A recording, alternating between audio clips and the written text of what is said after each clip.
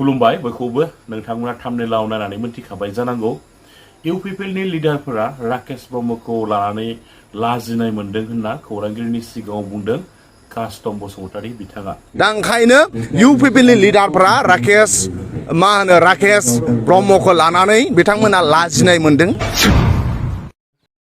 बिथांनि कमेन्टखौ बिथांमोना खोनासङा दिनै UPPL आनो राकेशखौ रिजेक्ट खालामदोंब्ला। कास्टम बसुमतारी बिथाङा बिनि अनगायैबो खौरांगिरिनि सिगाङाव गोबां बाथ्रा बुंदों।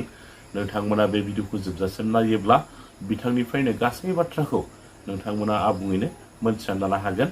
दा बिनि सिगाङाव नोंथांमोना बारग' NDB दि हारिमु बिथांनि सुंद'यै बिबुंथि लाखिनाय भिडिअ क्लिप्सखौ जोबजासिम नायनानै लाग्रोदो। जोंनि सोद्रोमाफ्रा प्रमोदजों जयनिं जाहैयो, UPPL आव जयनिं जाहैयो। 10-20 हाजार टाका मोनबा जोंनो 15,000 होफैयो। 1 लाख मोनबाला जोंनो 80,000 होफैयो।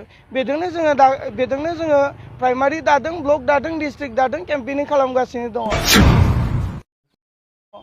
थांनाय बाराव NDB नि सासे मैखोम नेताया जइन जाहैबाय। मा मोनबोखो मिथिया, जोंनो एसे फैसा होफैबाय, बेजों जिल्ला कमिटिजों दाबाय।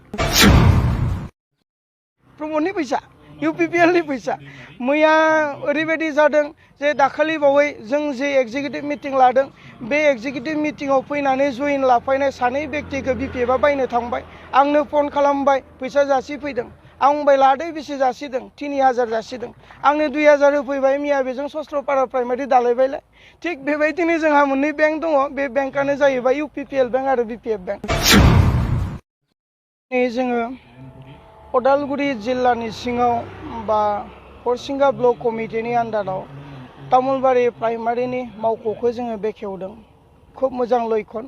दिनै जोङो गासैबो प्राइमारिनि वार्कार्सफोरखौ लानानै बे मावख' बेखेवनाय हाबाफारिखौ जोङो मावफुंनो हादों। आरो फ्राय बे तामुलबारि प्राइमारिनि सिङाव 8टा-9टा गामि दङ। मोनफ्रोमबो गामिनिफ्रायबो बेयाव बाहागो लादों आरो मोनफ्रोमबो गामिनिफ्रायबो जोंहा प्राइमारि मेम्बार्सफोर दङ। बिथांमोना खुबै खामानि मावगासिनो दङ। दिनै रिपर्टफोरखौ जोंनि गेजेराव होफैदों जे महिलाया महिलानि जानानै खामानि मावदों, पेरेन्टआ पेरेन्टनि जानानै खामानि मावदों, इउथआ इउथनि जानानै खामानि मावदों। गोबां जयनिं जानो थाखाय लिस्टफोरखौ बिथांमोना रेडि खालामदों। फैबाय थानाय समाव जोङो तामुलबारि प्राइमारिया 2,000निबो बांसिन जयनिं जानायनि मोनसे डेटखौ लानो नागिरदों आरो बेयावहा रायजो राजाफ्रा फैनानै जयनिं जानो नागिरदों। आवगायबाय होननानै आं गावखौनो प्राउड फिल खालामा। बे रायजो राजानि रिपर्ट आरो बे रायजो राजानि अनसायनाय, आवगायनायखौ आं गोसो गोरबोनिफ्राय आवगायग्रा बिथांमोनखौ आङो नाजावनानै लायो आरो बिथांमोनखौ आं गोसो गोरबोजों साबायखर बावो। नाथाय जों प्राउड फिल नङा। जेब्लायबो राजनितिकआनोसै। जोङो होसोनांगोन, मावसोमनांगोन आरो साफ्रोमबो जोंनि कर्मकर्ताफोरा, साफ्रोमबो बिबानगिरिफोरा जिल्लानि, ब्लकनि, प्राइमारिनि बा सेन्ट्रेल लेभेलनि जिरायनानै थायाखै। बिथांमोना दिने हरे साने मोनायै बिथांमोना खामानि मावगासिनो दङ। जोङो हानि थाखाय दावहा नांग्रा मोनसे आफादनिफ्राय फैदों। NDFB आ जाहैबाय हानि थाखायनो दावहा नांदों। हाजार मानसिफ्रा मुंख्लं जादों। हाजार गथ'फ्रा मावरिया जानो गोनां जादों। रोजा आइजोफ्रा जिनाहारि खालामजादों। खाफालनि गोजा सिन्दुर खोमानांदों। हानि थाखायनोथ' जोङो दावहा नांदोंमोन। आरो बे हानि थाखाय दावहा नांग्रा व्यक्तिफोरा, हानि थाखाय दावहा नांग्रा मोनसे आफादा, बे आफादजों जोनोम होजानाय APB पार्टिया फैबाय थानाय समाव सोरनोबा हा हगारगोन बेखौ साननोनो हाया आरो जों माब्लाबाबो बेखौ खालामनाय नङा। जों रावनिबो धन सम्पतिखौ नोजोर बोआ। जों रावनिबो धन सम्पतिनि सायाव लुब गैया। जोंहा मोनसे लक्ष्य जे जोंनि समाजखौ जों गोग्लैसोनानै थानाय समाजखौ जों बोरै फोजौखांनो। दिनै जोंनि समाजा इमबेलेन्स जादों, बेखौ जों बेलेन्सआव लाबोनो, बेफोरनि सायाव जों लक्ष्य खालामनानैसो खामानि मावगोन। सोरनिबा धन सम्पतिनि हेंथायै जों खामानि मावा। जोंहा APB आ मोननै बेंक दङ। बे बेंकआनो जाबाय UPPL बेंक आरो BPF बेंक। आरो बे बेंकनिफ्राय गोबां जोंहा थाखा फैयो। जोंजों रायज्लायनानै जोंनि सोद्रोमाफ्रा प्रमोदजों जयनिं जाहैयो, UPPL आव जयनिं जाहैयो। 10-20 हाजार टाका मोनबा जोंनो 15,000 होफैयो। 1 लाख मोनबाला जोंनो 80,000 होफैयो। बेजोंनो जोङो प्राइमारि दादों, ब्लक दादों, डिस्ट्रिक्ट दादों, केम्पेनिं खालामगासिनो दङ।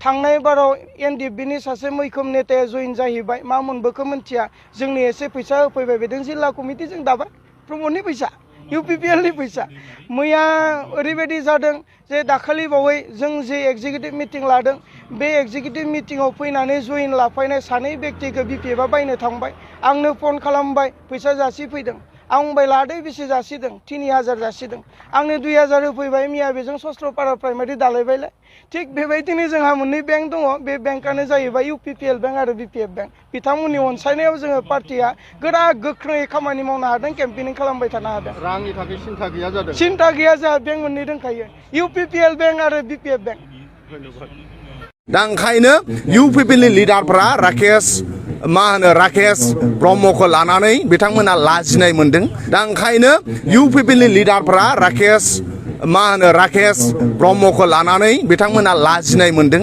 बिथांनि कमेन्टखौ बिथांमोना खोनासङा दिनै UPPLआनो राकेशखौ रिजेक्ट खालामदोंब्ला जों BPF आरो BTCनि रायजो राजाया राकेश बादिनि खोथाखौ मानो जों खोनासंनांगौ जोंनि BPFआ स्ट्रं थांनाय MP इलेक्शननि भट पेटार्नखौ नायोब्लाबो BPFआ हारसिङैनो पावाराव फैफिनगोन जोंनि मानाव गेदेर हाग्रामा महिलारि सारा हारसिं बिसायख'थि गेलेगोन होननानै बुंदों नाथाय जोंनि अपोजिशन UPPLनि मानाव गेदेर प्रेसिडेन्ट BTRनि चिफ प्रमद बर' सारा दिनैसिमबो क्लियार खालामाखै बिथांमोना BTCआव हारसिङै इलेक्शन गेलेगोन ना गुबुनजों गेलेगोन बिथांमोना बेखौ मानो क्लियार खालामनो हायाखै मानोना सिङाव माबा मोनसे दङ जिहेतु कास्टम बसुमतारी बिथांखौ बुंबाय थादों बिथाङा BTC नङा गलाघाटनिसो होननानै मा फोरमायगोन जिहेतु आं जेब्ला भट होगोन बिथांमोना फैब्लानो जाबाय थांनाय बारावबो MP इलेक्शननि भट होखांनायनि उनाव आं सावगारि आपल'ड खालामदों ओंखायनो जाय बिथांमोना इउजलेस आरो बेसलेस खोथा होनो बिथांमोननियाव आं फिननांगौ होनांगौ होननानै आं साना BTCनि लाइमोनफ्रा सेंग्राफ्रा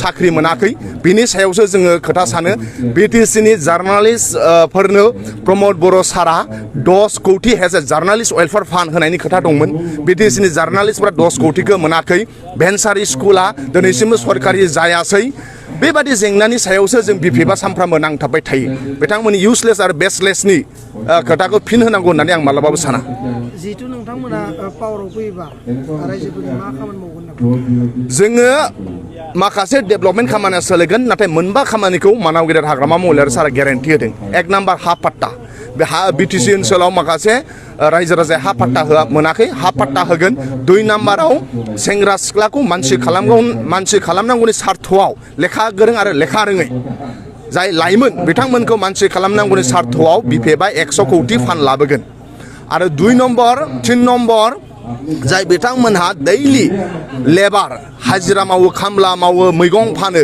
बिथांमोननो IBSनि नामाव बोसोराव 50 कौटि लाबोनो होनदों आरो बेनिफ्राय वुमेन इम्पावारमेन्ट बिमा माहारिखौ राफोद खालामनो थाखाय आइजोफोरखौ राफोद खालामनो थाखाय बोसोराव 40 कौटि सेल्फ हेल्प ग्रुप बिमा माहारिखौ होननानै मानाव गेदेर हाग्रामा महिलारि सारा बोसोराव 40 कौटि लाबोनो नागिरदों बेनिफ्राय लास्टआव जाय बिथांमोना सिनियर सिटिजेन जाय बिथांमोना भिडु पेन्सन मोनबाय आरो हेन्डिकेप बिथांमोननो सिनियर सिटिजेन काम हेन्डिकेप बिथांमोननो बोसोराव 10 कौटि जोङो BPFआ लाबोनो नागिरदों ओंखायनो बे मोनबा गेरेन्टि हा पाट्टा लाइमोनफोरनो 100 कौटि खामला मावग्राफोरनो 50 कौटि बिमा माहारिनो 40 कौटि आरो सिनियर सिटिजेन आरो हेन्डिकेपनो 10 कौटि बे मोनबा गेरेन्टिखौ लानानै आरो हाग्रामा महिलारि सारनि सानस्रि आरो सान्थौखौ लानानै जों BPFफ्रा गामि गामि हाबगोन आरो जोंहा फोथायनाय दं रायजो राजाया जोंखौ अनसायगोन